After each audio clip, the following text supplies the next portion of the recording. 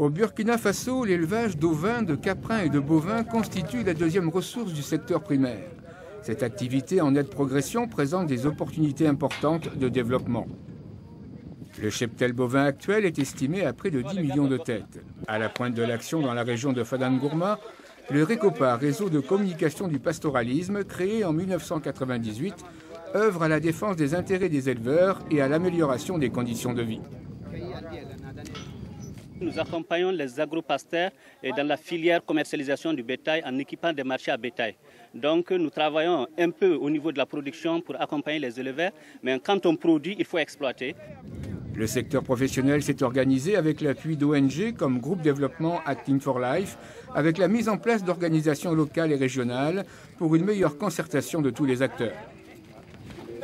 Nous travaillons donc à mettre ces acteurs ensemble parce qu'on s'était rendu compte que le plus souvent il n'y avait pas de communication, il n'y avait pas de concertation, les ressources naturelles étaient en train de se diminuer et donc il était important pour eux de se mettre ensemble, de se concerter pour voir comment est-ce qu'ils allaient gérer de façon rationnelle ces ressources naturelles-là.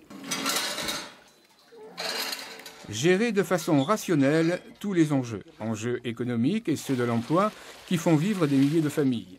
Enjeux sociaux avec les contraintes d'accès aux zones de pâture, des puits pastoraux et des gîtes d'étape lors des transhumances, avec la création de couloirs de passage balisés, sécurisés et aménagés pour éviter les conflits avec les agriculteurs.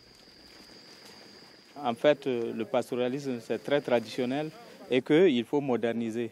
Mais moderniser dans un pays sahélien, ça pose problème. Le RECOPA plaide auprès des dirigeants, des autorités et aussi informe par rapport aux textes qui existent. Donc le RECOPA, en quelque sorte, un syndicat pour ces éleveurs.